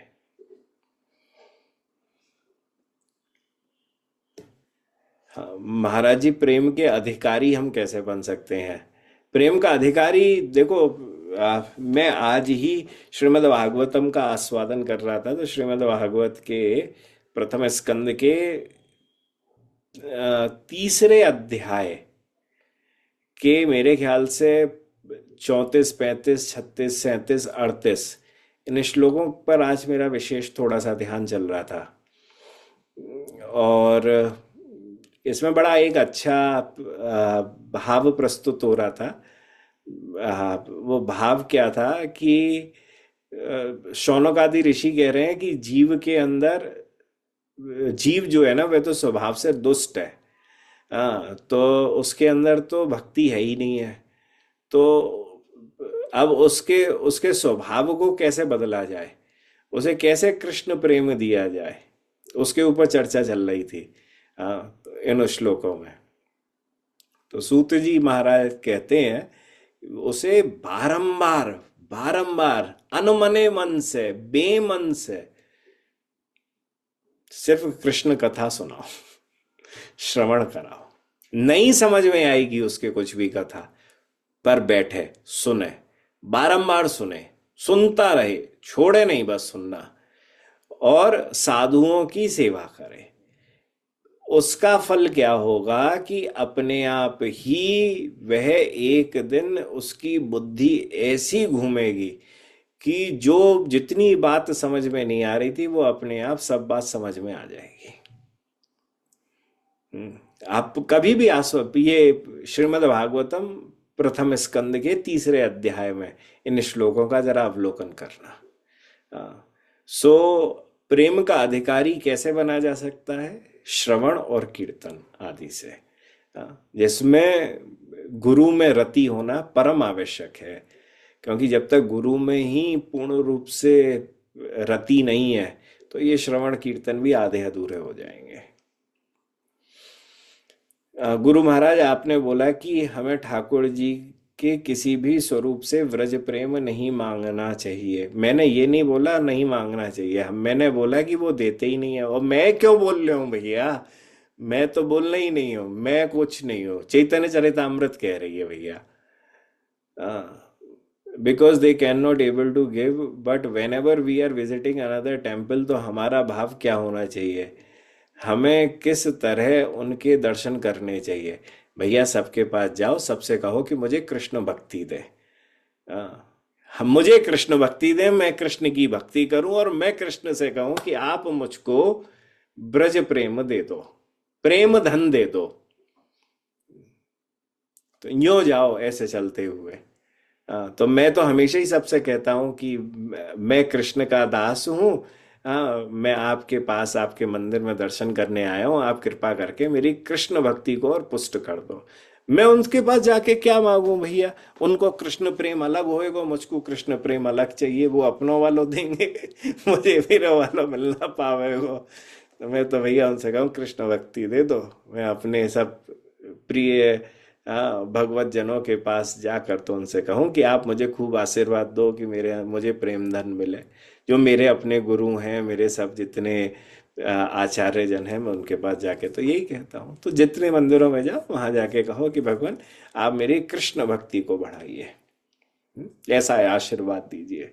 जैसे कि बूढ़ी बड़िन के पास कोई बहू जावे तो यूं ही कहे सदा सुखी रहो ना, पतिव्रता रहो, पति की खूब सेवा करो। तो भैया हम भी यूं समझ लो नई नवेली दुल्हन की तरह से बूढ़ी बड़िन के पास जा रहे हैं, देवी देवतन के पास जा रहे हैं और उनसे दंडोत करके कह रहे हैं। तो वो भी बस हमें उनसे यही चाहिए कि बस यूं ही कहो कि तू अपने पति की सेवा करती रहे, अच्छी तरह से कृष्ण की सेवा करती रहे, और कुछ नहीं। हाँ, तू बहुत तुझ में कृष्ण भक्ति हो आवे तो तेरा पातिव्रत धर्म मतलब एकमात्र मेरे कृष्ण है और कोई नहीं, ये हमेशा विद्यमान रहे। तो क्या महाराज जी हरे नाम से मैच्योरिटी ना, हरे नाम से मैच्योरिटी मिल जाएगी, अधिकारी बन जाएंगे हरे नाम जब से? भैया रे, बा कीर्तन के संग बारंबार बोलो भयो श्रवण श्रवण श्रवण श्रवण श्रवण। तू सुनी ना रहे हो, तू श्रवण को बिल्कुल जैसे बाण बांध के वाको शव बनाए दियो तूने। हाँ, कि वो मृत समान है। भैया बा श्रवण को जीवन में उतार। मैच्योरिटी तब आवेगी जब अकल में ये बात घुस जावेगी कि भजन कैसे करना है। जब तक हमारा सिद्धांत सही नहीं है तो हरे नाम करके हम मांग क्या रहे हैं हमको ही नहीं मालूम है। कोई भी आके हमारे सिद्धांत के संग जरा सी भी खिलवाड़ कर देगा, हमारा भजन बिगड़ जाता है। हरे नाम आपको अधिकारी बना देगा, पर मैच्योरिटी तो भैया साधु संग श्रवण से, भागवत कथा से, शास्त्र के सिद्धांत से ही प्राप्त होनी है, इसके अलावा नहीं हो सकती है।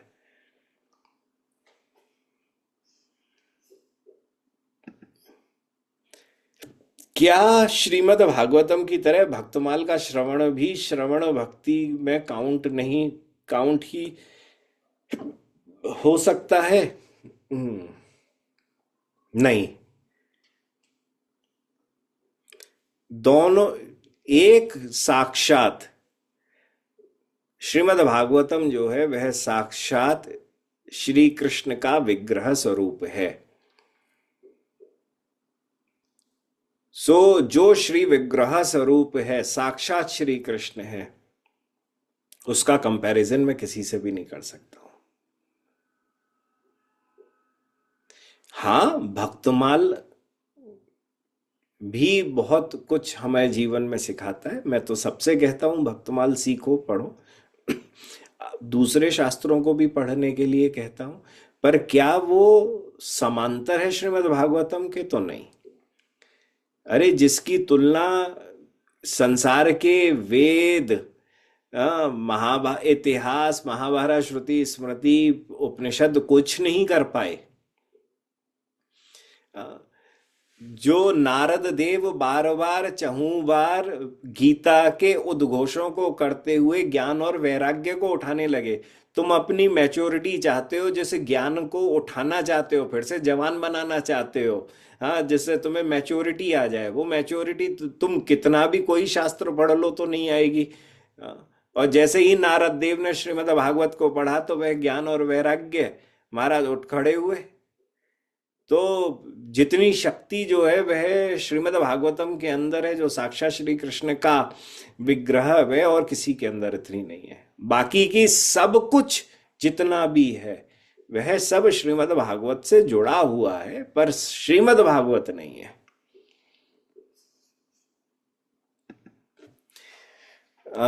राधे राधे महाराज जी, क्या आप घन तरन तरल एक्सप्लेन कर सकते हैं औशी मैया।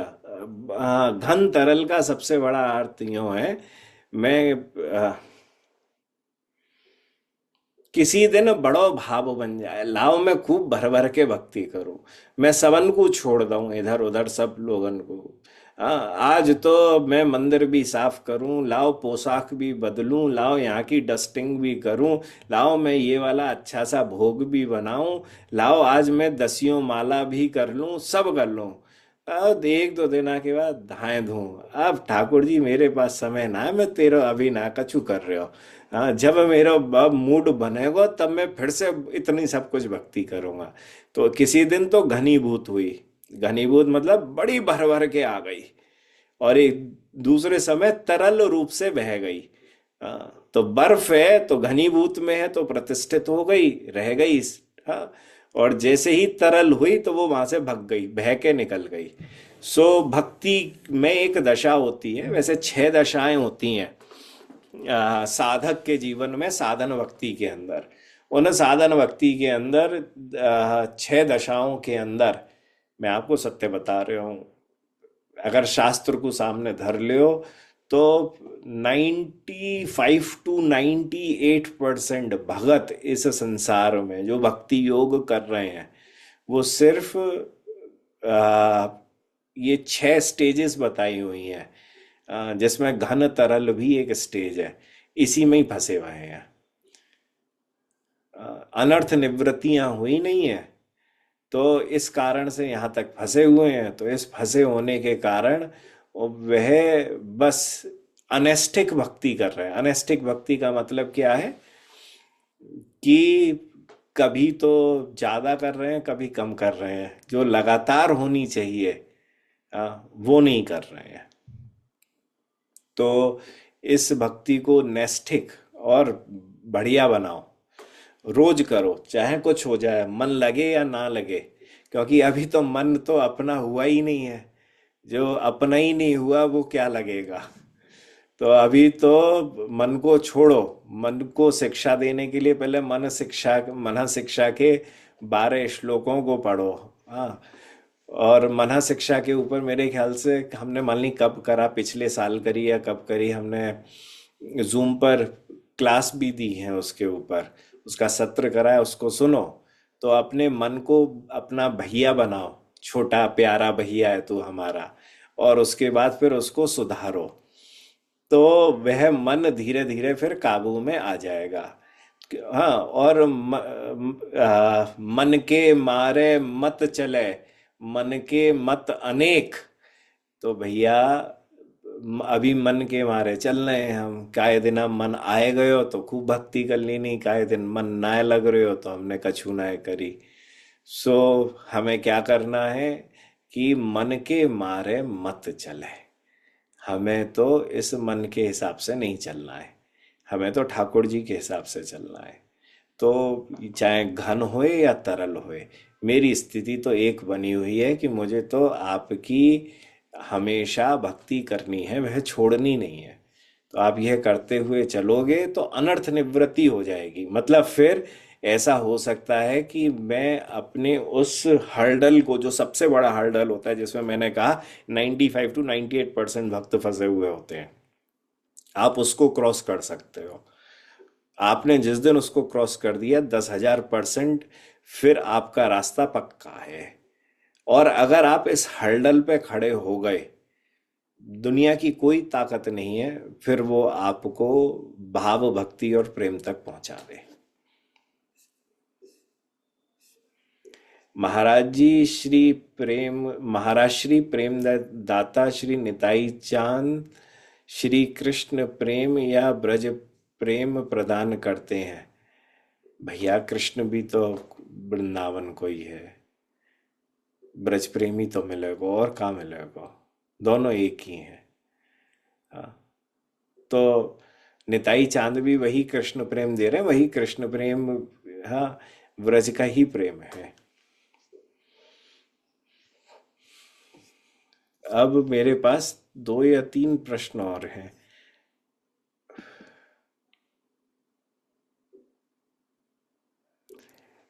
मगर श्रीमद् भागवतम श्रवण में जो अन्य अवतारों की कथाएं आती हैं उसमें कुछ रस नहीं आता ना। ना आता ना जाता समझ आता। गुरुदेव ब्रज लीला आते ही आनंद आता। तो भी खुद को फोर्सफुली सारी कथा सुननी चाहिए।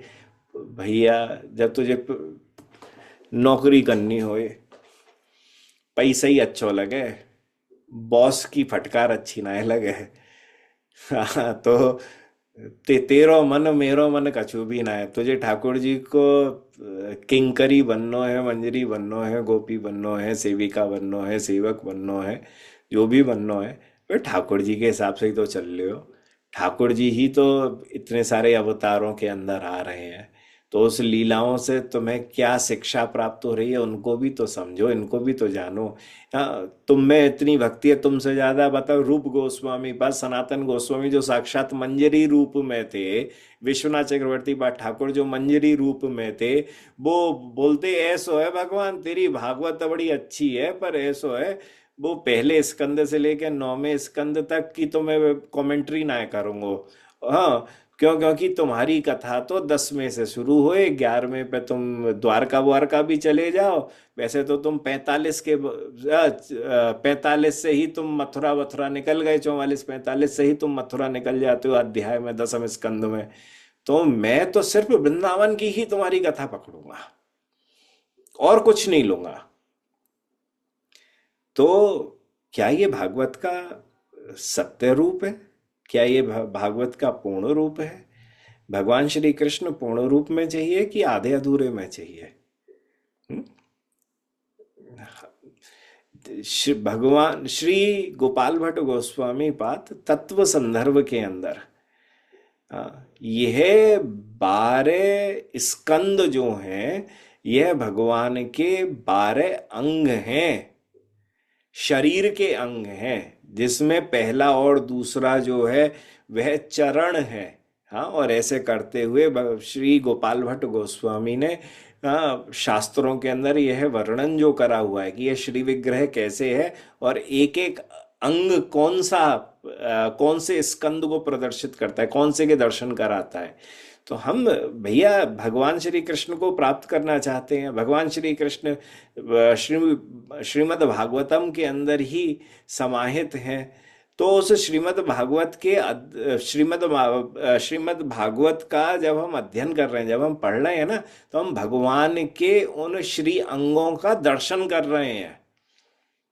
हम ऐसा नहीं कर रहे हैं अरे जा मैं तो नरसिंह जी का वर्णन है, अरे जा मैं तो जा, अरे भैया शिक्षा ले रहे हो, प्रेम की प्राप्ति करनी है।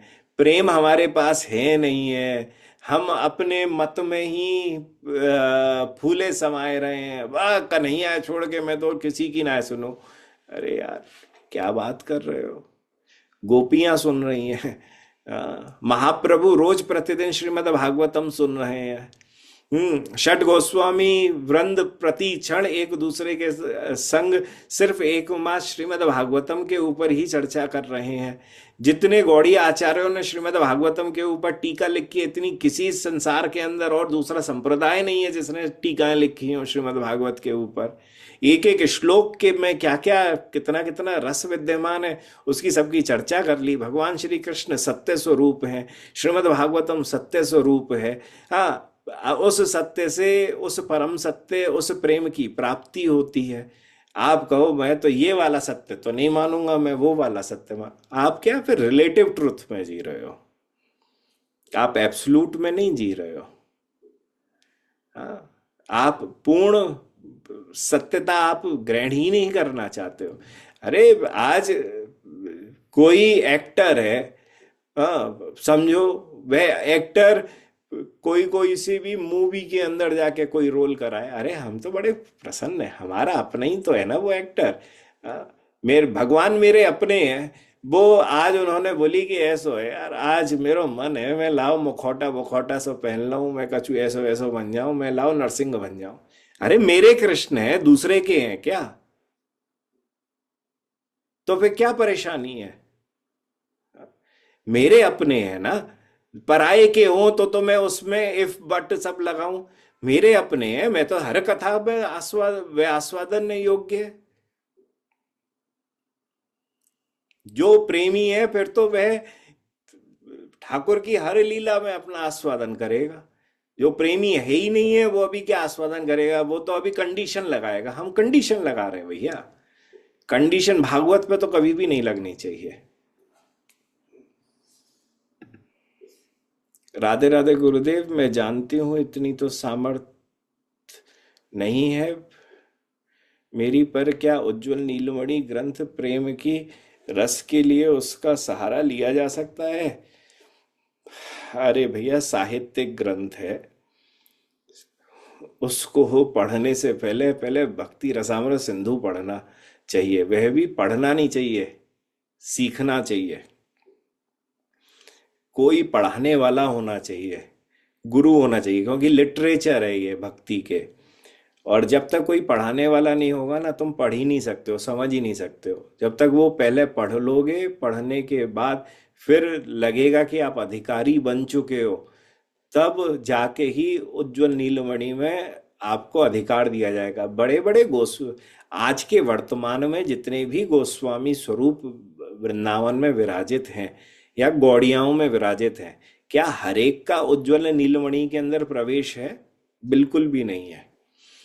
मैं कहूंगा 2 या 3% सिर्फ गोस्वामी गण है जिनका प्रवेश उज्जवल नीलमणि के अंदर है, क्योंकि हर कोई व्यक्ति हर चीज का अधिकारी नहीं हो पाता है।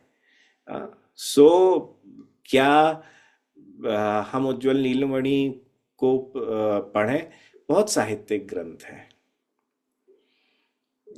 और उसके अंदर जिन लीलाओं की और जिन की चर्चाएं करी गई हैं, वो कहीं ऐसा ना कर दें कि वो क्या कहें कि बिना पीने वाला अगर कभी कभी ऐसे रस को पी लेता है तो बावरा हो जाता है।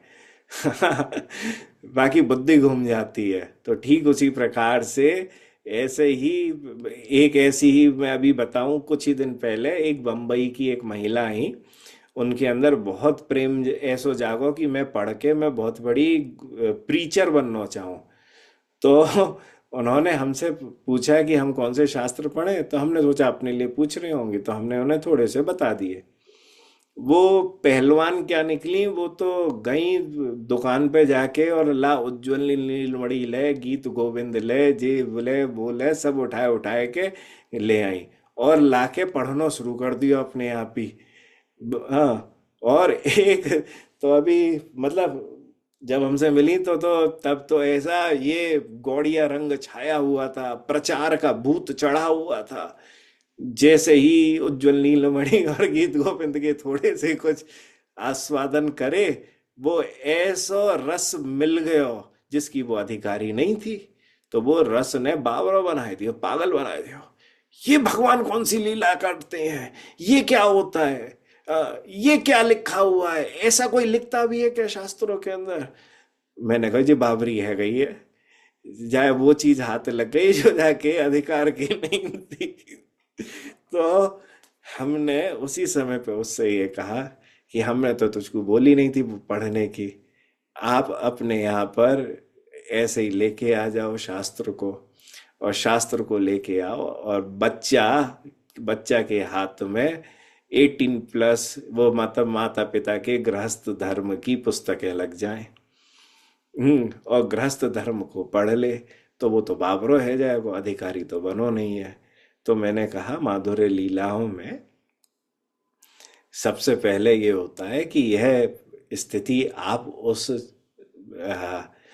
उस स्थिति के अधिकारी बन जाओ जहां पर आप बिल्कुल समझ जाओ कि भगवान श्री राधा कृष्ण एवं उनका समस्त परिकर गण जो है वह सतचित आनंद है, सन्निधि शक्ति हाँ जो है उनसे सब परिकर है। ठाकुर जो है वह सच्चित आनंद है, आनंद विग्रह है। वह पांच भौतिक नहीं है, मतलब हमारी तरह से पांच, और वह अयोनी रूपा है। हाँ, क्या है? अयोनी रूपा है।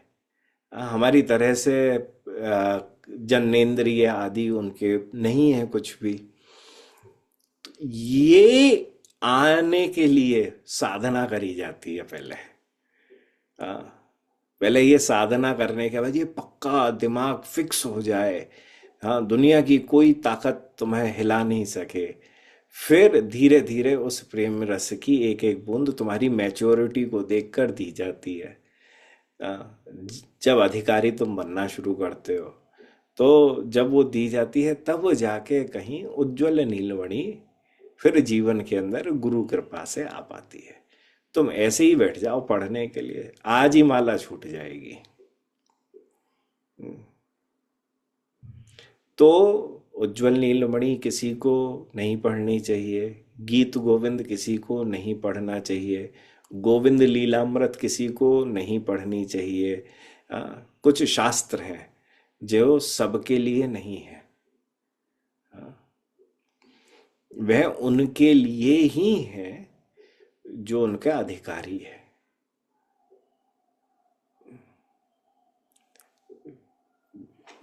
बिस्तर पे लेट जाओ, पति पत्नी सुबह को कप लेके, चाय चल रही है कप लेके, तुम्हारे यहाँ की दासी आ जाएगी, तुम्हें कोई झेप भी नहीं है, तुम पूरे आनंद से सब कुछ जो भी कर रहे हो करते हुए रहोगे, चाय वाय पियोगे, उठोगे, हंसी मजाक आदि सब करोगे।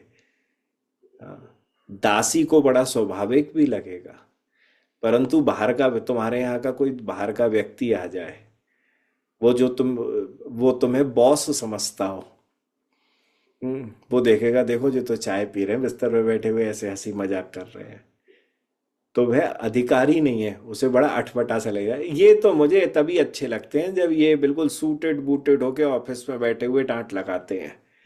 तो भगवान श्री कृष्ण जो हैं, वह जब सूटेड बूटेड होके नारायण बन जाते हैं तो दास को अच्छा लगता है। पर माधुर्य भक्ति में जब वो दासी बनकर ठाकुर की उन लीलाओं के भी दर्शन हो जाएं, जिसके दर्शन इस संसार में किसी भी भगत को नहीं हो पाते हैं, तो उसके लिए स्वाभाविक होना बड़ा जरूरी है। स्वाभाविकी भक्ति प्राप्त करना, वह प्रेम प्राप्त करना बड़ा जरूरी है।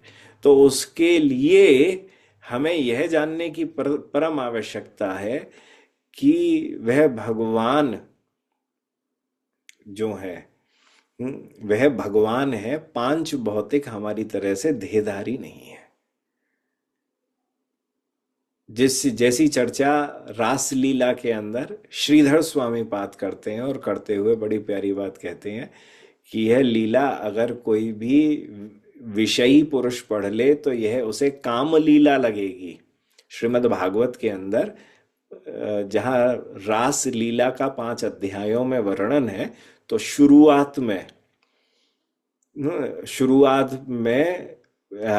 भूमि उस रासलीला की भूमिका में श्रीधर स्वामी पाद लिखते हैं और लिख के कहते हैं कि यह लीला अगर कोई ऐसा व्यक्ति पढ़ ले जो अधिकारी नहीं है तो उसे यह काम लीला लगेगी, पर अगर किसी सही भक्त ने इसको पढ़ लिया तो इससे बड़ी प्रेम लीला कोई दूसरी संसार में नहीं है। तो अधिकार की आवश्यकता है। भगवान के उस लीला क्षेत्र में प्रवेश करना चाहते हैं वह जहाँ पर राधा रानी के संग है। बहुत अतरंग लीलाएं बहुत सारी हैं, पर ऐसा नहीं है कि वो 24 घंटे अतरंग लीलाओं के अंदर भी रहते हैं। वह सखाओं, हाँ, श्री प्रियाजू के संग सखाओं से भी मिल रहे हैं, बाकी के समाज से भी मिल रहे हैं। श्री प्रियाजू गोकुल भी जाती हैं प्रतिदिन ठाकुर जी के यहाँ रसोई बनाने के लिए। ऐसी बहुत लीलाएं हैं, तो वहाँ पे थोड़ी अतरंग लीलाएं चल रही हैं, पर धीरे धीरे आता है। तो हमें ऐसा प्रवेश नहीं करना चाहिए कि उज्जवल नीलमणि आदि। मैं कहूँ कि आप अपने हाथ में उज्जवल नीलमणि तो वहां से शुरू होती है जहाँ भक्ति रसामृत सिंधु खत्म होती है। आप किसी दिन जरा बैठ जाओ भक्ति रसामृत सिंधु को लेके, आपकी समझ में आ जाए तो मुझको बताए दियो। भक्ति रसामृत सिंधु हर कोई पढ़ सकता है, पर पढ़ सकता है समझ नहीं सकता है। पर आप ले लो सब, क्योंकि शुरुआत ही सबसे पहले उसी से होनी है। आप पढ़ लो, मैं सत्य बता रहा हूं कि खूब पढ़ लोगे पर समझ कुछ नहीं पाओगे उसमें से। अब मेरे पास आखिरी के 2 प्रश्न बचे हैं, फिर मैं जयराम जी की करूंगा। तो क्या श्री चैतन्य महाप्रभु के अवतार का प्राइमरी कारण श्री राधा के प्रेम का आस्वादन नहीं था, और क्या उन प्रेम देना श्री राधा की कृपा नहीं थी? महाराज जी, क्यों ऐसा हुआ कि श्री कृष्ण ने ध्रुव महाराज और प्रहलाद महाराज को शासन दिया, लेकिन महाप्रभु ने ही प्रेम दिया अन्य गोसाई जनों को? भैया ऐसो है, ठाकुर जब जब आवे है तो ठाकुर अपनी अपनी लीलाएं करता है। किन्हीं लीलाओं, किन्हीं अपनी क्वालिटीज को ज्यादा दिखाता है, किसी को छुपा लेता है। जैसे आप जाह्नवी गुप्ता हैं, आप जाह्नवी गुप्ता अपने माता पिता के सामने हैं, वहां पर अपने किन्हीं गुणों को छुपा लेती हैं, किन्हीं दोष को छुपा लेती हैं, किन्हीं गुणों का दर्शन कराती हैं, किन्हीं दोष के भी दर्शन करा देती हैं। पर वही जाह्नवी गुप्ता जो है वह जब ऑफिस में होती हैं तो किन्हीं और गुणों के दर्शन कराती हैं कि ऑफिस वाले खुश हो जाते हैं कि बड़ी प्रोफेशनल है। वही जाह्नवी गुप्ता जो है अपने दोस्तों के संग होती हैं तो वह और किन्हीं गुणों के दर्शन करा देती हैं। तो दोस्त बोलते हैं कितनी बढ़िया दोस्त है ये हमारी। तो ठीक उसी प्रकार से भगवान भी अलग अलग लीलाओं के अंदर अलग अलग अपने गुणों का विस्तार करते हैं। तो भगवान श्री महाप्रभु के 3 प्राइमरी कारण थे इस अवतार के अंदर, और वह कारणों को 3 वांछा भी कहा गया है। हमारे यहाँ के कई महानुभावों ने उसके ऊपर बहुत सारे ग्रंथ भी लिखे हैं श्रीमन महाप्रभु की उन 3 वांछाओं के ऊपर। मुझे एक अभी तो बिल्कुल याद, अभी अभी में ही जो आ रहा है, हिंदी में भी मेरे ख्याल से वो मौजूद होगा, वो तो उसका नाम ही 3 वांछा है। तो वह 3 वांछा को आप पढ़ सकते हो, वो ऑनलाइन आपको मिल सकता है। 3 वांछा, अब वो कैसे लिखोगे, वांछा वांछा क्या करके लिखोगे गूगल पे, तो वो आप देख लेना, पर आपको वो पीडीएफ भी मेरे ख्याल से मिल जानी चाहिए। हिंदी में भी उपलब्ध होगी और अच्छी है, और उसमें आपको तीनों महाप्रभु के जो कारण हैं यहाँ आने के, कि जिसमें कृष्ण सेवा, राधा भाव का आस्वादन, प्रेम दान, ये सब उनके जो मुख्य कारण हैं उसमें उनके वो रहे हैं। तो भगवान श्री महाप्रभु जो हैं वह प्रेम दान देने के लिए, राधा भाव का आस्वादन करने के लिए, सब करने के लिए इस धाम, इस जगत में पधारे थे। तो आज हमने कथा में भी बोला था कि भगवान श्री महाप्रभु ने अधिकारी और अनाधिकारी किसी को भी नहीं देखा और सबको ही प्रेम धन वितरित करा। तो यह उन्होंने एक अलग अपनी क्वालिटी को यहाँ पे दिखाया है भगवान ने, जो उन्होंने अलग अलग अवतारों के अंदर छुपाई हुई थी। सो ये एक्सक्लूसिविटी है भगवान के इस अवतार की, जिसके अंदर वो अपनी इस क्वालिटी को दिखा रहे हैं जो उन्होंने कभी पहले नहीं दिखाई थी। उन्होंने व्रज प्रेम सबको नहीं दिया था। जब इस गौर लीला के अंदर आप आए तो आपने सबको व्रज प्रेम दिया। और ध्रुव महाराज प्रहलाद महाराज के संग कई सारी बहुत सारी बातें हैं जिस कारण से, क्योंकि वो तो ऐश्वर्य के, एक ने तो तपस्या करी थी कि वो ब्रह्मा से ऊपर का लोक मिले, तो ध्रुव लोक मिल गया। ध्रुव लोक मिल गया तो भगवान बोले यार तूने लोक तो लिया है तो राजा भी इसका बन।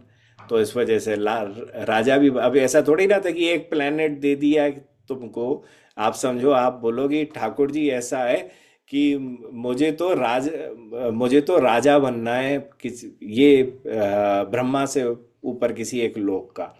हाँ, भगवान आपके सामने आ जाए, हाँ, तो भगवान बोले कि क्या चाहिए, तो बोले भगवान बस मुझे तो कुछ नहीं चाहिए, आपकी भक्ति चाहिए। भगवान बोले यार तूने इनिशियल स्टेज पे तो एक ही बात मांगी थी ना, मुझे राजा बनना है, तो पहले तेरे लिए ला, मैं तेरे लिए एक प्लेनेट बनाता हूँ, उस प्लेनेट पे प्रजा लेके आता हूँ, प्रजा आ जाएगी, फिर सब तेरे नाते रिश्तेदार वहां इकट्ठे करवा देता हूँ, फिर तुझे मैं वहां का राजा बना देता हूँ।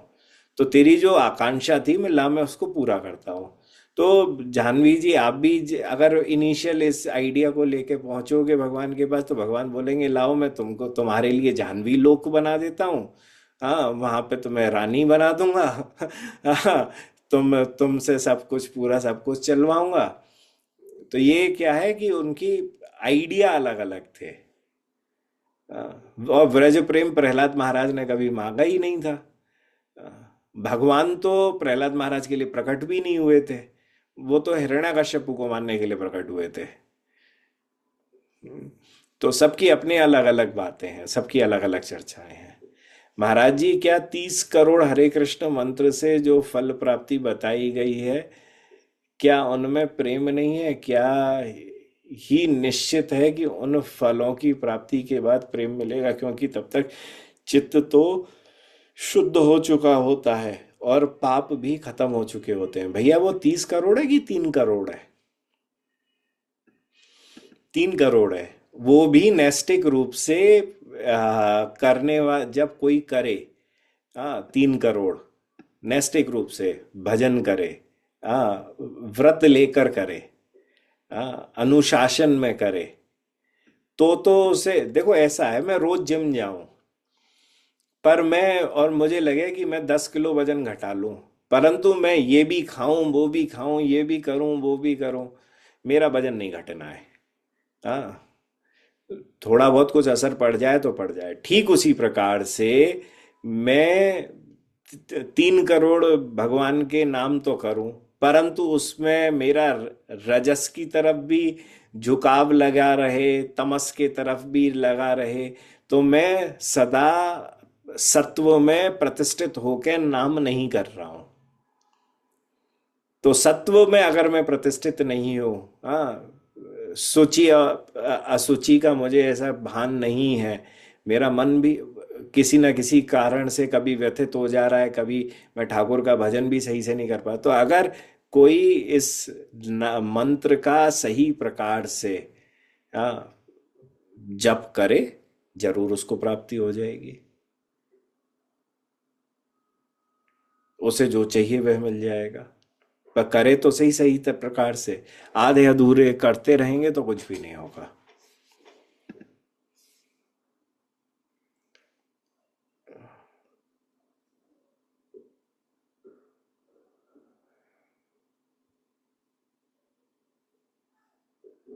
ये आखिरी है भैया, अभी एक बात बोली थी तो आ गया है। कृष्ण भगवान अयोनी है, जिन जनेन्द्री नहीं है, तो एकमात्र वही पुरुष है संसार में, ऐसा क्यों कहा जाता है? वो भैया, पुरुष और स्त्री का भाव यहाँ पे क्या है उसको समझ लो। शास्त्र जहाँ कहता है कि भगवान एकमात्र पुरुष हैं, इसका अर्थ है कि वही एकमात्र सेवा देने योग्य हैं। हम सब स्त्री हैं, इसका अर्थ क्या है? उसका अर्थ ये है कि हम सब सेवा करने योग्य, हमारे द्वारा सेवा करनी, हमको सेवा करनी है। तो शरीर से स्त्री हैं और शरीर से पुरुष हैं, ऐसा कहीं पे भी विधान नहीं है। अब वही है कि आप बार बार अगर शास्त्रों को पढ़ना शुरू कर दोगे तो ये, और श्रवण करना शुरू कर दोगे तो ये समझ जाओगे। ऐसे ही बहुत सारे प्रश्न आने शुरू हो जाएंगे और उत्तर मिलने से ही हो जाएंगे, फिर एक दिन जाके मैच्योरिटी आ जाएगी। सो भैया, आप सबको जय राधा रमन लाल की। बहुत रात्रि है गई, आप सबसे खूब खूब जय राधा रमन लाल। आपसे अब हम पुनः बुधवार को, आ, कौन सी तारीख रहेगी लाली?